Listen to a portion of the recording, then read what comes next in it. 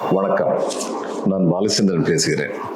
நம்முடைய பழந்தமிழ் இலக்கியங்களை பற்றி மட்டுமே நம்ம பார்த்துக்கிட்டு இருக்கிறத விட, அந்த பழந்தமிழ் இலக்கியங்கள் சொன்ன அதே நல்ல கருத்துக்களை மற்றவங்களும் சொல்லியிருக்காங்களா, அதுக்கு பின்னாடி புலவர்களும் சொல்லியிருக்காங்களா அப்படின்னு பார்த்தோம்னா, புலவர்கள், ஆன்றோர், சான்றோர் எல்லாருமே சொல்லியிருக்காங்க அப்படின்னு சொல்லி நமக்கு தெரியும். ஔவையார் நெடுமான் அஞ்சி அவர்கிட்ட ரொம்ப தோழமையோடு இருந்தார். எவ்வளவு தூரத்துக்கு தோழமையா அதியமான் இவரை பத்தி நினைச்சார். நெடுமான் அஞ்சின்னு சொல்லுவாங்க, அதியமான்னு சொல்லுவாங்க அவரை. அவர் என்ன பண்ணாரு, ஒரு கிடைத்தற்கரிய ஒரு பழம் ஒன்று கிடைச்சது, ஒரு நெல்லிக்கனி, கருநெல்லிக்கனின்னு சொல்லுவாங்க. அதை உண்டால் ஆரோக்கியத்துடன் நீண்ட நாள் வாழலாம் அப்படின்னு சொல்லி ஒரு ஐதீகம். அது கிடைச்ச உடனே இதுக்கு இவ்வளவு பெருமை உண்டுன்னா எந்த விவரமே சொல்லாம அது ஔவையார் கொடுத்துட்டார். தான் வாழ்றதை விட தமிழ் வாழணும் அப்படின்னு நினைச்ச பெரிய மன்னன் அதியமான் அதை பற்றியே ஔவையார் பாடியிருக்காரு.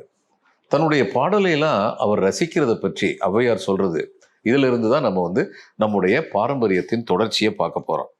அவர் என்ன சொல்றாரு, யாழொடும் கொள்ளா பொழுதொடும் புணரா பொருள் அறிவாரா.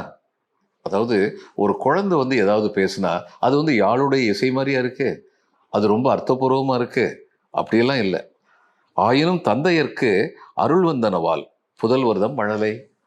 அதே மாதிரி அவ்வளவு பிரமாதமா பாடாத என்னுடைய பாட்டை ஒரு தந்தை தன்னுடைய குழந்தையுடைய மழலையை ரசிக்கிற மாதிரி என்னுடைய மன்னன் ரசிக்கிறான் அப்படின்னு சொல்லும்போது, குழந்தைகளுக்கு அந்த காலத்தில் எப்படிப்பட்ட மரியாதையை, மதிப்பை, முக்கியத்துவத்தை சிறுவர்களுக்கு அளித்தார்கள் பெரியவர்கள் அப்படிங்கிறது தெரியுது. வள்ளுவர் இதை தான் சொல்லியிருக்காரு. குழலினிது யாழினிது என்பர் தம் மக்கள் மழலை சொல் கேளாதார் அப்படின்னு சொல்லி வள்ளுவர் சொல்லியிருக்காரு பிற்காலத்துல.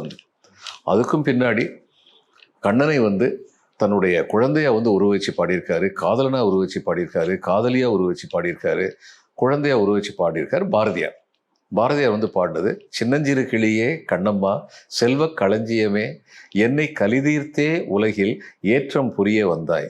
அந்த குழந்தையை பார்க்கும்போது அவருக்கு என்ன தோணுது, சற்றுன் முகம் சிவந்தால் மனது சஞ்சலமாகுதடி, நெற்றி சுருங்க கண்டால் என் நெஞ்சம் பதைக்குதடி அப்படின்னு சொல்லி பாடியிருக்காரு.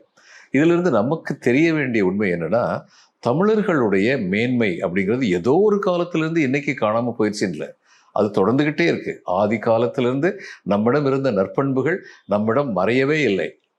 அவைகளை பற்றி நாம் அறியாமல் இருக்கலாம், ஆனால் அறிய வேண்டியது மிக மிக அவசியம். எப்படிப்பட்ட ஒரு உன்னதமான தொன்மைமிகு குடியில் பிறந்தோம், எப்படிப்பட்ட உன்னதமான பண்புகளை கொண்டவர்களாக நம் முன்னோர்கள் வாழ்ந்தார்கள், நம் பெரியவர்கள் வாழ்ந்தார்கள், நாம் இன்று வாழ வேண்டும் அப்படிங்கலாம் தெரிஞ்சுக்க வேண்டிய காரணத்தினால நம்ம அங்கிருந்து இங்க வரைக்கும் குழந்தைகளை பற்றி அவங்க என்ன பேசினாங்க, எப்படி பேசினாங்க அப்படிங்கிறத பற்றி இன்னைக்கு சொன்னோம். மறுபடியும் சந்திப்போம். வணக்கம்.